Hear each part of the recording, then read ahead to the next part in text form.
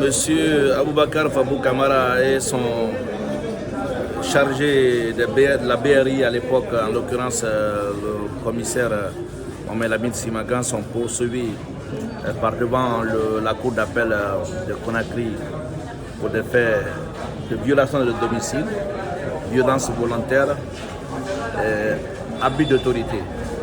Souvenez-vous, cette affaire avait été portée par devant le tribunal correctionnel de Dixine, qui, avant du droit, a décerné 2 mandats d'arrêt contre les 2 prévenus, qui avaient refusé de répondre à l'appel de la justice. Le ministère public a automatiquement relevé appel et a sollicité du premier président de la Cour d'appel de Conakry de libérer son appel recevable. Une décision qui a été prise en catimini sans que les parties, en tout cas les parties civiles, ne soient associées. Nous sommes venus à la barre de la Cour d'appel de Conakry.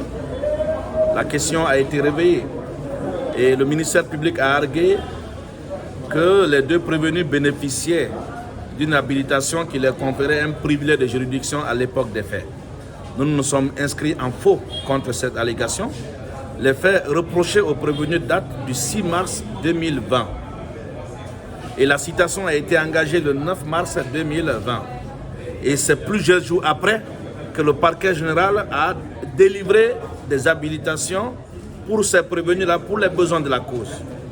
Nous avions estimé que ces habilitations, même si nous doutons, n'est-ce pas, de la sincérité, de la loyauté avec lesquelles elles ont été données, nous estimons qu'elles ne peuvent pas rétroagir sur la procédure qui l'a précédée.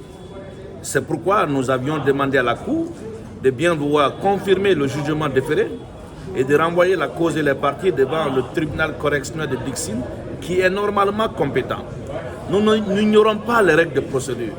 Dans le cas de Fonike Mangué, nous savons qu'à cette époque, M. Fabou bénéficiait d'une habilitation.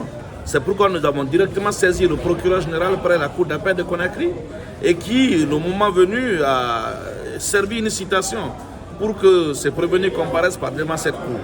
Mais à l'époque des faits, nous avons pris soin de faire toutes les vérifications et nous sommes aboutis à la conclusion qu'à l'époque des faits et à l'époque où nous engagions la procédure, le commissaire Aboubakar Fabou Kamara ne bénéficiait pas d'une habilitation qui lui conférait un privilège de juridiction. Donc à date, on ne peut pas mélanger les pédales, on ne peut pas faire obstruction à la bonne application de la loi pour le soustraire et comme ça aussi de la sauvette à la procédure judiciaire. Comment comprenez-vous la position du représentant du parquet? C'est vraiment décevant, d'entendre ce que j'ai entendu dans cette salle venant du ministère public. Vous savez, avant le 5 septembre, il suffisait seulement pour un homme en uniforme, gendarme ou policier, de commettre un abus. En cas de poursuite, venir rapidement chercher une habilitation et aussitôt le dossier est mort, il n'y a pas de poursuite. Il y a des dizaines de dossiers comme ça contre les officiers de police judiciaire qui ont dormi dans les tiroirs ici pendant des années. Il a fallu attendre l'arrivée de M. Alphonse Charouet pour que ces dossiers soient sortis, n'est-ce pas, de leur cauchemar. C'est ce qui était la pratique à l'époque. Et c'est ce qu'on veut nous opposer aujourd'hui. C'est pourquoi, encore une fois, je marque ma déception face à ce qui a été développé dans cette salle. Quelle a été la décision du juge? La Cour rendra son arrêt, je crois, à l'audience du 24 avril 2022. Par rapport à la question de la compétence. Bon, la Cour est souveraine.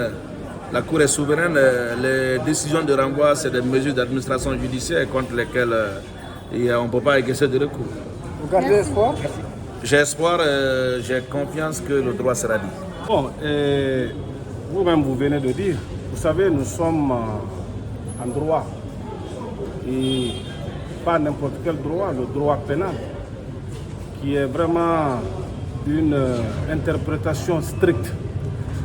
L'appel que le ministère public a relevé contre le mandat décerné contre nos clients, nos 2 clients, prévenus dans cette affaire, a toute sa base légale.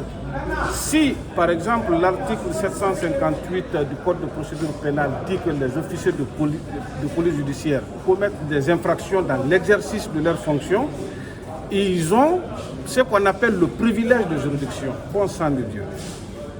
Qu'est-ce qui est plus normal que si cette disposition légale est violée, que celui qui poursuit normalement intente des voies de recours contre ces dispositions légales pour que au moins le droit des prévenus, des mises en cause soit respecté.